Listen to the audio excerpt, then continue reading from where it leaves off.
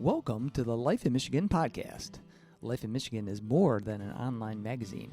We share the stories, experiences, and vibrant personalities that make the Great Lakes State truly unique. In this podcast, we bring you inspiring, heartwarming, and sometimes unexpected conversations with people who call Michigan home. From the rugged beauty of the Upper Peninsula to the bustling creativity of Kalamazoo, we'll cover the stories and define what it means to live, work, and play in Michigan. Today, we are joined by Kathleen Mennillo, CEO of Michigan Audubon. We're diving into the Bird City, Michigan initiative, the $100 billion impact of birding, and why people travel from all over the world to see Michigan's unique species, from the resilient Kirkland warbler to the elusive cerulean. Whether you're a serious birder or just love the view from your backyard, you won't want to miss this. Let's get started. Kathleen Mennillo, I want to welcome you to the Life of Michigan podcast. How are you doing? I'm doing great. Thanks so much for having me here today. I'm so excited. Excellent. So you're with Michigan Audubon, and for the folks that are listening, maybe you can give a little background on who you are and what was that kind of light bulb moment for you when you said, I want to be part of Michigan Audubon. Okay. Well, I'm the CEO of Michigan Audubon. We're a statewide charity. We have memberships and we have chapters all across the state, upper and lower Michigan, as well as sanctuaries, about 4,000, a little over 4,000 acres. And most of our properties are open to the public to enjoy nature. I guess my light bulb moment for Michigan Audubon was what a beautiful place to get to work, because our mission is to connect people and birds for the benefit of both. And I just grew up in a family that loves nature. My dad was an outdoorsman, and most of my memories are going for long walks with my dad, going fishing, having picnics, walking to go feed the ducks. And so coming to Michigan Audubon, I was like, this place has a great mission that makes people feel good. Being in nature makes you feel great. And so it just was so attractive to me. And I'm just so fortunate to be here. I work with great people and we serve wonderful constituents and stakeholders, and people are working for the greater good. So that just feels good. That's awesome. So I'm curious, which part of Michigan did you grow up, or were you with your dad and doing the feeding the ducks? I grew up in Northville, Michigan, and my dad used to take me for we would walk like over a mile when I was real little, and we would go to where the water wheel is in downtown Northville, and we would feed the ducks and the Canada geese, and I just love that. And my godparents live up in Onaway, Michigan, so I was always going to northern Michigan as a child. Also ice fishing, which that's a little different now. I don't do much of that, but it's a beautiful part of Michigan to have all these opportunities to be outdoors. Yeah, fantastic. Sure. You know, you aren't the typical conservationist. You bring a strong business background. You have an MBA. How has your business background shaped the way that you lead Michigan Audubon and execute their strategic plan? Ooh, thanks for asking that. It's a great question. I think it's so important to have a business background, or it's helpful at least in nonprofits, because nonprofit work is so difficult. You always have too few staff to get huge strategic plans done. So I would say the average employee works the same as 1.5 persons in your job. There's just a lot of demands on you. And having this business background has just been helpful, because nonprofits go through ups and downs, and you have to have a long-term plan that will help guide you, like your guiding light, like your mission is. And when you come up with that strategic plan and you work it, you have so much purpose, and you bring value, and people around you, that whatever your group is, they'll see that in you, and they'll want to be connected to you, and they'll want to support you. So having that background's been helpful. And how I've done it here at Michigan Audubon is I have brilliant people surrounding me. So we have a board of directors who are just so knowledgeable around birds, conservation, wildlife, and our staff is stellar. So, I think it was Steve Jobs who said, hire brilliant people and kind of get out of their way and let them do their job. And so that's just worked for me, and it's really working well here at Michigan Audubon too. That's fantastic. I read that you were the one of the driving forces, the architect behind Bird City, Michigan, and we happen to be in Ann Arbor, which is we found is a bird city, which is fantastic. So maybe you can We're tell us, excited. yeah, like what was the idea behind this initiative for Bird City, and why was like 2025 the right time to start that? Yeah. Another great question. Well, one of our members, Gail, came to me, and works at one of our chapters. She's a volunteer leader, and she just, out of the kindness of her heart and her passion for birds, reached out to me one day and said, "Have you heard about this program? Because I think it's great." And I was like, I hadn't heard about it, and she got on the phone. She also brought the president of the Audubon chapter with her, and they just sat with me and let me ask all kinds of questions.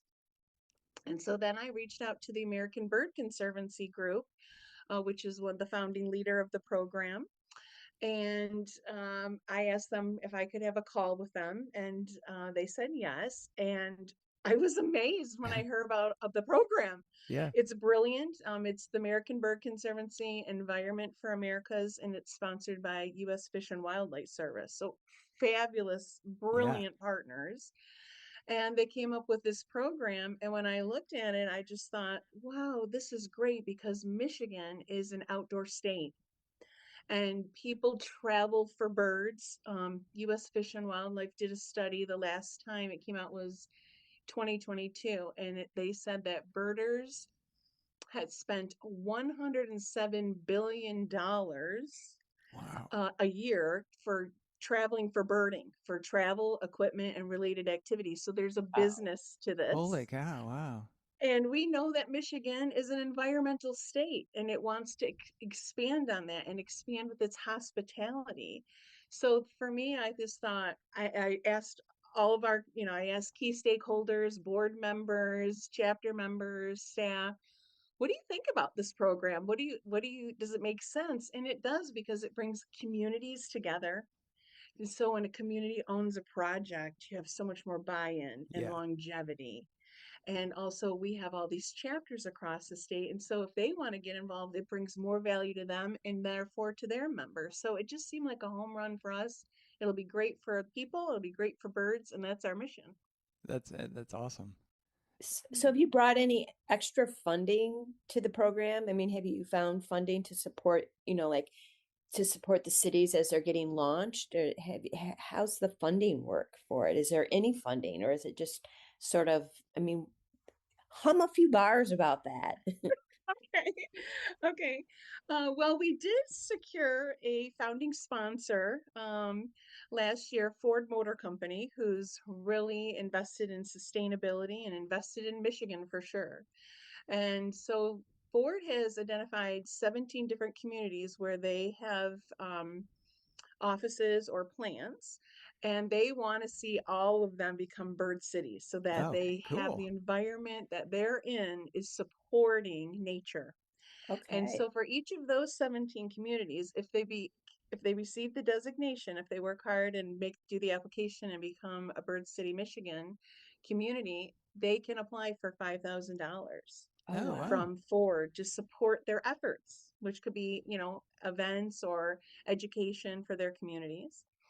And then other communities that there isn't exactly a revenue stream at this time, but sometimes this municipalities already have planned funds from their parks and recs or the other groups that might be partners, like birding groups or garden clubs, might have some money set aside already to do some community efforts. And so now this gives them a new umbrella to wrap around it. Yeah. And excuse me. It sounds like that would be a really good way for communities to, as you mentioned, ecotourism, drive the folks that are wanting to go do birding to see like what kind of birds are in these bird cities. Is it is it robins and chickadees, or is it maybe something exotic like this happens to be where the indigo bunting comes in June or something. That's I think that's really cool. Do you think that the cities, when they're like trying to apply for this, how do they go about becoming a bird city? Yeah. Well, we tried to make the barriers of entry low, but yet still meaningful. So there's an application process, and you can, communities can take a look at that. You can go to michiganaudubon.org and go to get involved and go to Bird City, Michigan, or you can go directly to the Bird City Network website. Um, and you would click on Michigan from there. It's birdcity.org. And you can see the cities that we are already designated, but you can see the application process. All of the areas are listed there. And then you would look at it and you'd see what other groups are like-minded around nature. So if you were a garden club or a birding group, the city parks and recs, the library, and then we work with the municipality too. And then on staff, we have a director of partnerships, Linda Smith, and she holds every community's hand through the whole process. Oh, Oh, So wow. it's not overwhelming. You're not on your own. She talks it through, she helps you review it. And then once the application's submitted, it goes to a review team. And sometimes there's a little back and forth just to be helpful, but we want each community to be set up for success as they go down this road. Wow. so like we visited Tawas over on Lake Mm. Huron, and they have a beautiful bird sanctuary over there. So if the city of Tawas wanted to, like, let's say, become a bird city, your team at Michigan Audubon would actually partner with them to help them navigate that. Is that what I'm hearing Yes. you say? Yes. Yep. You're not alone. That's good. Nobody likes that feeling, right? Yeah. Well, Oh, that's you mentioned it's hard when you are either a nonprofit or even municipalities where you've got lots of different competing, priorities and things, you got to get the roads and the sewage and all that stuff, but then Yeah. there's other aspects to life such as birds because I mean, well, we love birds, so we're maybe a little biased, but uh, there's plenty of people that love birds, and so having that to draw things in and make sure that there's support from somebody else that's like also invested is, I think, very helpful. So when a community is interested in this and looking at this, are there things that you can help them understand in terms of like ecotourism, like the the kind of the another incentive for the community that drives Yeah. that forward for them? Yeah, we do work with them on that, even in their application process, because they would include things that they're going to do for their environment, whether it's around like habitats, threats to birds, education and engagement. So that's Hmm. usually like they might be doing some type of a fun event, and then also sustainability. So we talk them through that because we're looking to see what are your plans in this area that lends towards the purpose of being designated.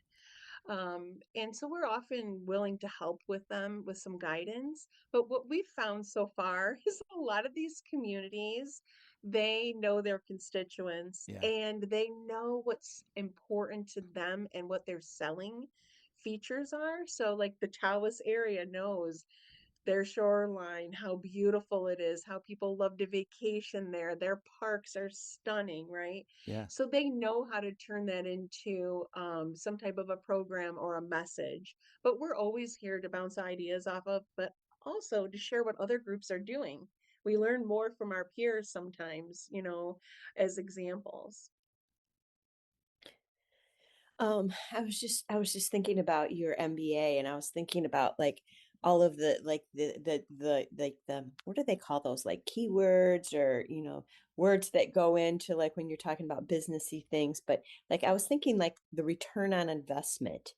You Mm. know, when what is the return on investment for a city when they prioritize becoming? I mean, how do they see the return on investment, a city? what might be some of the things that they see? I think one, for their sustainability and conservation area, their Parks and Recs department, they would see more visitors at those nature centers, their parks, which is great. We know nature makes people happy. There's so many studies on this. It helps Yeah. with cognitive function. It helps with mood. So you would see probably more passes at the parks. If you're doing events and like most of Michigan's communities do great outdoor events in the summer, spring, fall, probably you'd see more attendees, more education coming out, and then you would see people volunteering because often these groups will have volunteer and help remove invasive species or volunteer at this birding walk to share your knowledge. Yeah. We're having a day to educate the youth on cool aspects of birds. It could be certain species, it could be a bird Olympics event, and you'd see more people coming out and sharing this information. And it could be new programs that start up because something that happens is you want to be able to remove threats to birds, which could be as simple as windows. So not Mhm. that you're getting rid of your windows, but that you might be putting a film up, or you might having external screens, or you might have a lights out event so that people start to learn the importance of, oh, birds can't recognize glass, and glass reflects the environment. So the trees, the grass, so they feel like they're flying right through nature, Yeah. but they're having a collision. So that might spark communities to have new programs that educate on these important parts. So you'll see more community engagement. So those might be some key um, areas of indicators of people that are following the program, excited about the program, love nature. And then once people volunteer, then, that's great because they want their community to be the best it could be, and they'll be great activists for that. Yeah, that's fantastic. Just thinking about the the different tours and doing walking tours and that, it reminds me of when we went to Tawas, that that park there by the lighthouse. Just phenomenal amount of birds. It was crazy. And then one time we were up near the Grand Traverse Lighthouse, and just all the seabirds and everything that was out there. It's just amazing. And it And what? people travel for birding.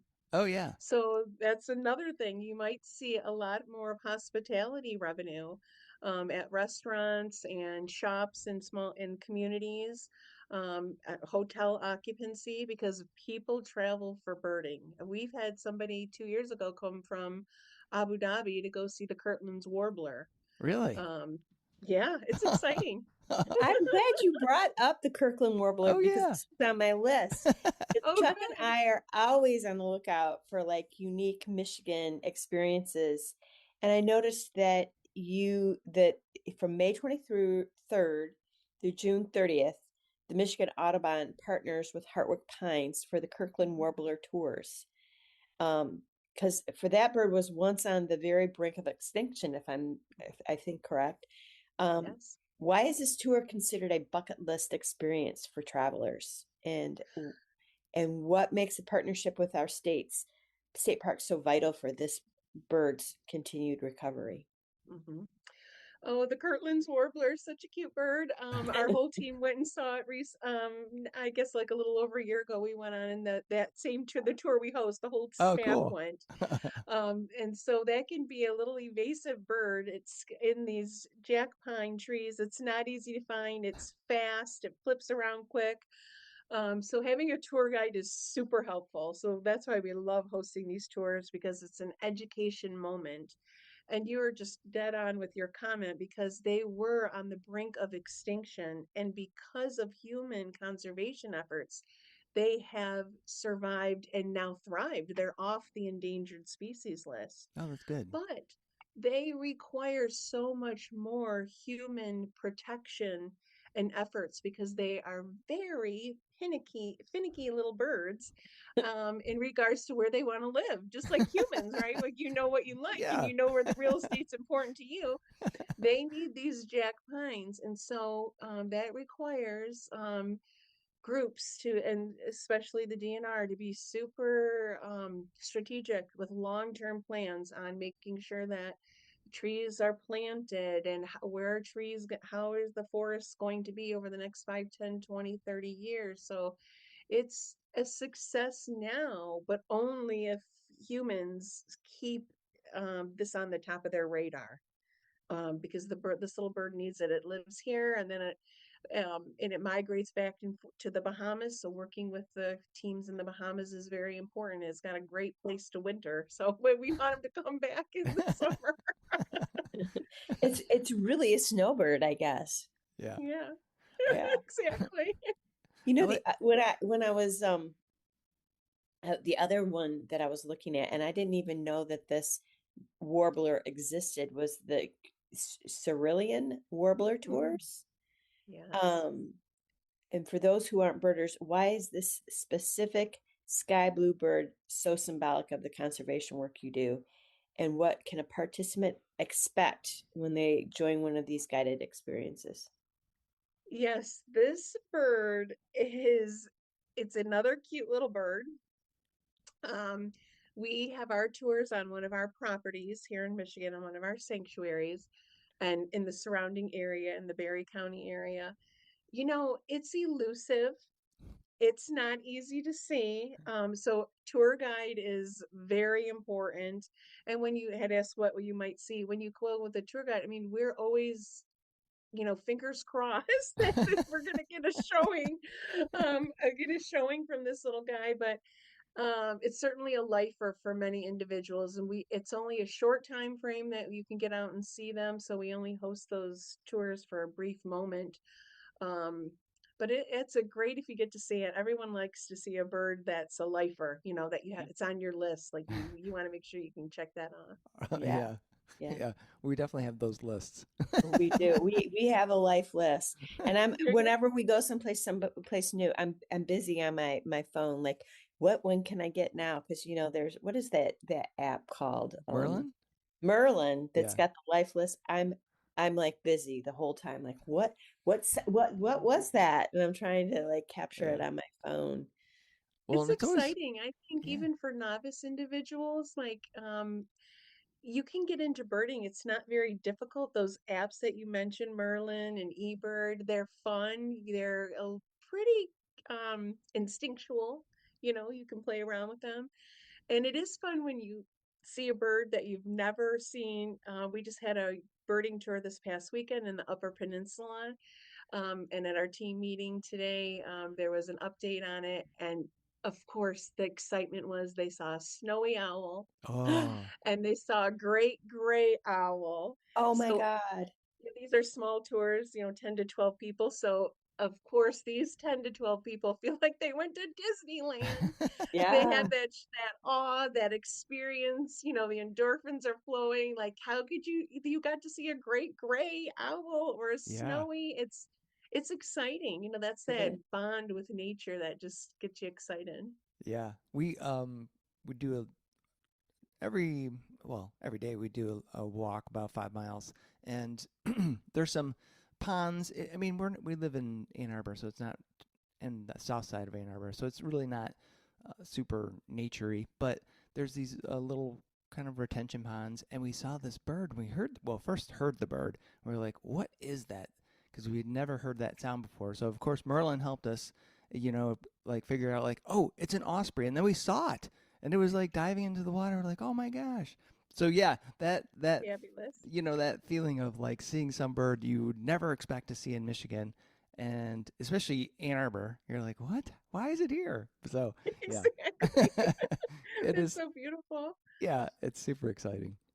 Yeah, snowy owl is on my list. Yeah, I'm gonna see one of these days. Yes, you will. I'm working on it. I'm working on it. Where was I going with this? I had a question and I've lost it in my brain here today. I'm sorry. Well, for the listeners sitting at home, what are the top 3 quick tips that they can do this weekend to protect the birds in their own backyard? Mm-hmm.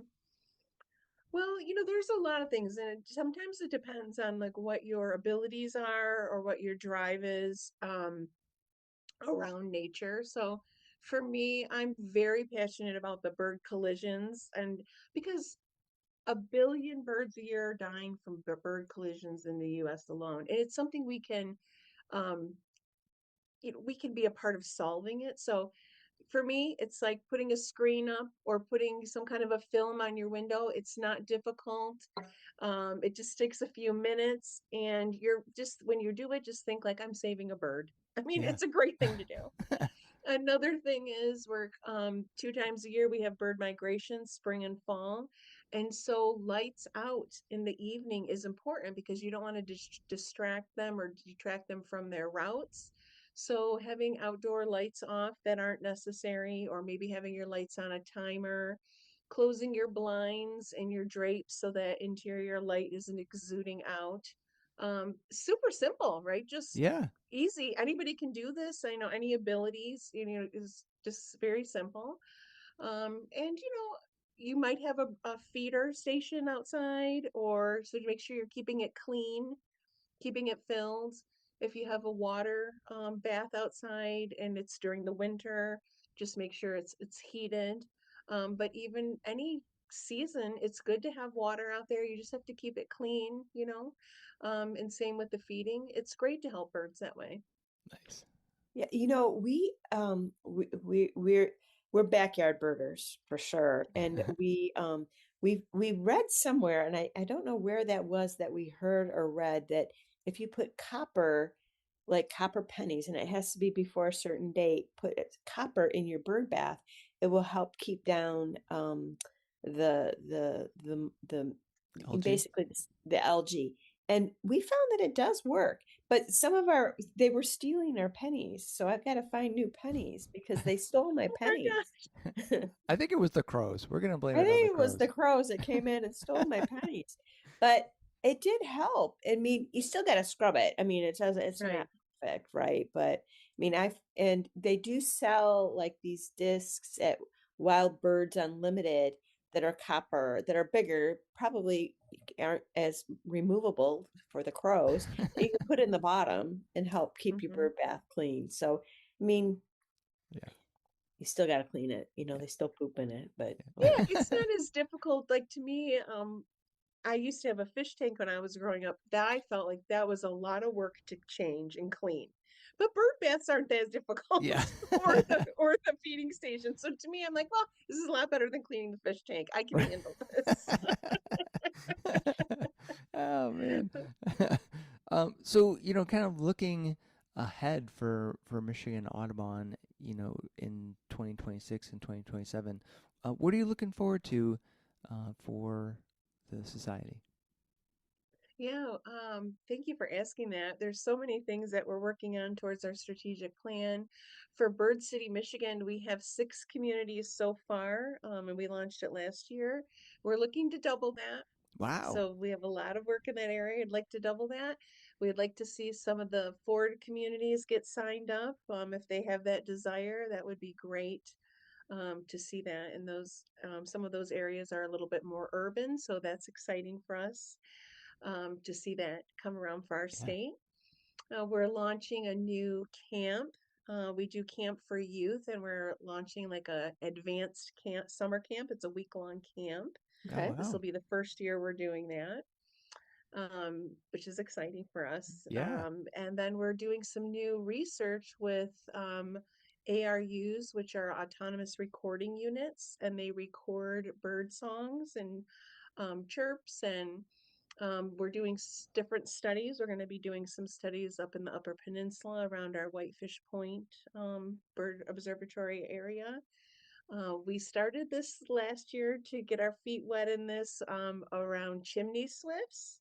Oh. So we're going to do that again this year, and we're going to do also some at some of our properties here downstate. So a big, big year for research for us. Wow. So what in particular about chimney swifts are they going to look at? Well, chimney swifts are amazing birds, but you know what? We don't know everything about them. And so there's a local group here close to us in Lansing, and it's like a greenery, and they have a part of their building that's abandoned. It has a large chimney. And so the owner has allowed us to, last year we put this recording unit in the chimney. And it was interesting because scientists think like, hey, we know pretty much A, B, and C, which we feel Right. good about. Then you do some new research, you're like, heck, we didn't even know there was a D, E, and F, what I'm trying Yeah. to say there.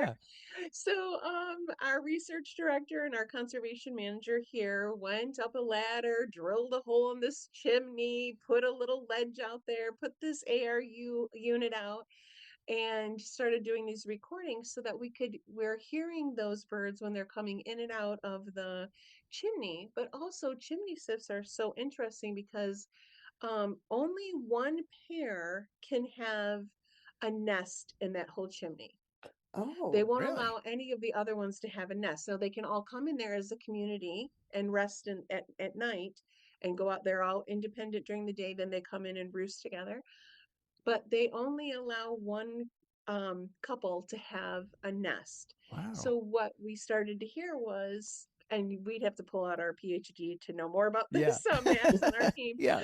but he started listening to these calls and coming up with the new questions to ask, like, why are these other birds coming in the chimney during the middle of the day? Are they a part of feeding? Are they not? So it just generates new questions and new Yeah. areas of study. Yeah. Yeah. Because you wondered, like, Exciting. are they? Is it communal bird rate? They're raising this one family, and they're all the birds are helping, or are they coming in going, oh, the Andersons kids are a little bit off. Those kids. I don't know about them. We could do so much better if we were allowed. They're amazing birds. Have you two seen chimney swifts? I'm trying to think if I have. I've seen the swifts, that you see in the fields where they will follow like a farm tractor because picking up bugs but I'm trying to think if I've seen a actual chimney swift.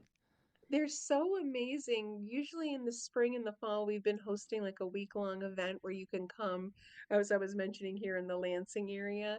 And in the evening, they all swoop down as the sun goes down together. It's like watching a tornado Really? of Wow. these birds swirling around in their own patterns. And then you're watching this chimney, and then all of a sudden, boom, they all just flutter down into the chimney, and it's amazing. It's like, who orchestrated this? Yeah, So yeah. it's It's like you're watching a Harry Potter movie or something. Like yeah. what? Wow.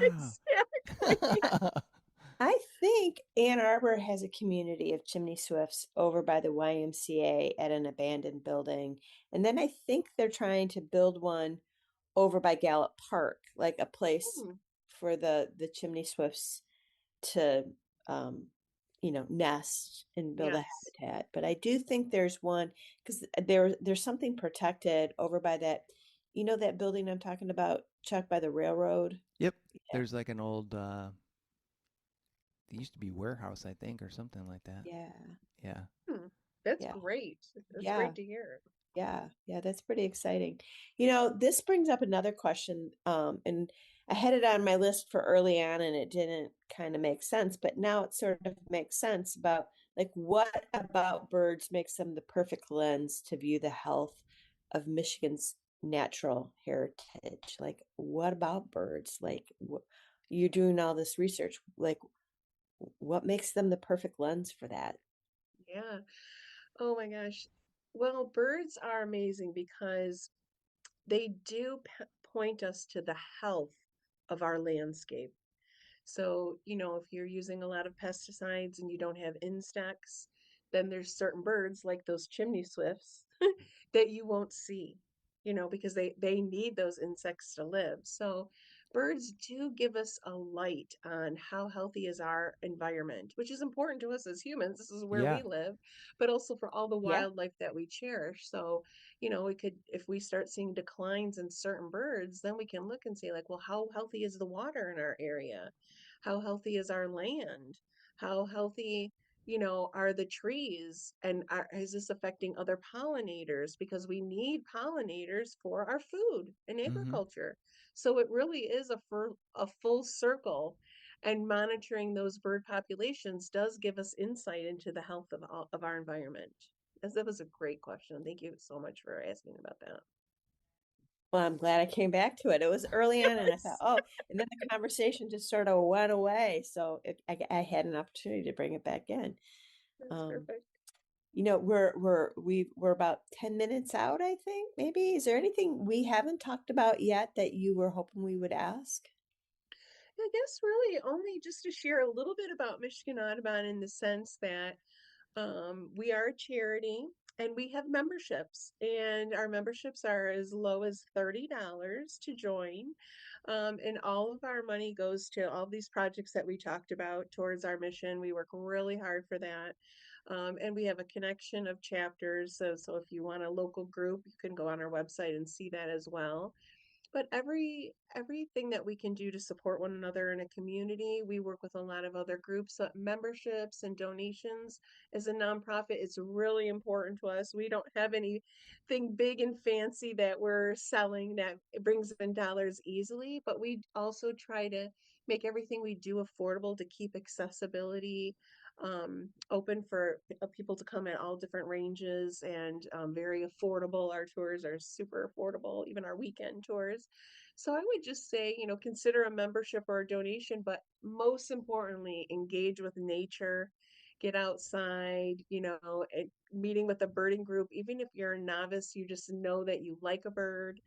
Or people always will say, when I tell them where I work, Michigan Audubon, they're like, oh, every time I see a cardinal, I think of my mom, or I think of, there's memories Yeah. attached to birds, it feels like, or emotions. And I would say, don't be afraid to be a part of Michigan Audubon, to think like, well, I'm not an expert, I can't do it. I am not an expert. Many of our members are backyard birders, or they just enjoy birds. They want to get the magazine and learn more how to get involved. And it's fun to do that. And you feel good when you're working towards helping the planet. You just feel so good if you go outdoors and help on some of these projects. So it gives back to you. Yeah. Yeah. And like you said, the impacts of just for your own mental and physical well-being, being outside is important. And why not spend it with birds? I mean, we love going. Just a shout out to Kensington Metro Park, because that place is so awesome. The birds there are so cool. I don't know if it's really something that they want to encourage, but you can feed the birds right out of your hand. It's probably not the best thing, but it is super cool when a chickadee lands on you. It's like, oh, wow. Oh my gosh, yes, that's your awe moment. Yeah. We Yeah. do a tour there in the spring, late spring, for beginning birding photographers. Oh, It's a beautiful place for it because yeah. there's so many birds, and when you get into the photography of birds, you have to be patient, and you have to be willing to be like, shoot, that bird left before I was ready. Oh, So yeah. you have to, so having the class is good, but being there at Kensington is fabulous because there's so many different species of birds there. Yeah, yeah. And It's beautiful. they're fairly photogenic, but like you said, because I've gone there to take pictures of birds, and you do have to have patience, because those little guys, you're just like, please stay still. No, stay still. Because I was thinking when you were talking about the warblers, I'm like, oh, I'm never gonna get a picture, and it's never gonna happen. It's like they'll fly by. I'm like, oh, I can just say I did see them. Well, sometimes they're behind Chuck, and I can see the bird, and he's got his lens over here, and the bird's like behind him, and I'm like, it's never gonna happen. Yeah, I'm just gonna enjoy the bird. I swear they know, because we've got. I know they know. They do it on purpose. They do. Like, we've got all these birds out in the back, and as soon as I open the door, so that because I kind of set up so I can, take some pictures of them while they're by the feeders or in the trees. As soon as I open the door, they know, and then I leave the door open so I can take some pictures. They're like, "No, we're not coming by now. We know you're there. We know you want pictures." Like, oh, come on, guys, work with me. Yeah, just recently, last week, I was at home, and I was working at home that day, and I was on the phone, and I live in the country, and we have two red-tailed hawks on our property. Well, in the wintertime, it's great to see the hawks because there's Yeah. no leaves on the trees, because they're these birds are amazing, but they're fast. Yeah. And I was on this work call and I'm looking out the window and my jaw was dropped. I was doing everything I could not to tell the person, oh, you don't know what I'm seeing. I saw the red-tailed hawk swoop down in all his glory, grabbed a squirrel, went up on a branch, sat there, and the squirrel was in his tail ends. And I was trying so hard to get a picture as fast as I could. I couldn't physically move quick enough. And then when my husband came home later, I told him he ran to the window as if he was going to see it. He was like, "What branch was he on? Yeah. Where was he at?" I go, "It happened so quick." But that's the thrill of seeing birds. I don't know. There's something about it. Some people probably think we're nuts, but I love birds. But Yeah, so me too. yeah. So Kathleen, we're pretty much at the end of our chat. We've just got one last question for you. And I don't know, Brenda, do you want to ask the question or do you want me to? I think you should ask. All right. So our finale question is the same one we ask everybody, and it's about your perfect day in Michigan. So where would you go? What would you do? In the case of birds, what kind of bird would you hope to spot?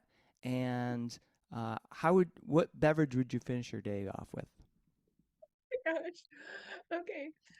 So perfect day, I would say I love Michigan all throughout the year, but I really love Michigan in the summertime. So beautiful. I don't think I've been to a more beautiful state in the summer, and I've been all across the country. It's stunning here. I would be anywhere, including my backyard, that I could see a hummingbird. Oh, Hmm. I love hummingbirds. That is my jam. And they're amazing to me, like little helicopters flying forward, backward, flip yeah. up, upside down. It's amazing. And if it's real quiet, you can hear the hum of their Oh, yeah. vibrations. Yeah. That's what I would be doing. That really gets me. When one flies in my yard, I'm just in awe. I'm like, stop everything. I want to see this right now. Yeah. And we have one that comes, and he likes to fly in our garage and he flies to my window and I'm doing dishes. And I Oh. love that. And I end my day, beverage wise. Oh my gosh, that's a funny question. Well, I start my day with I love to make a cappuccino at home. That's kind of my indulgence. I love that.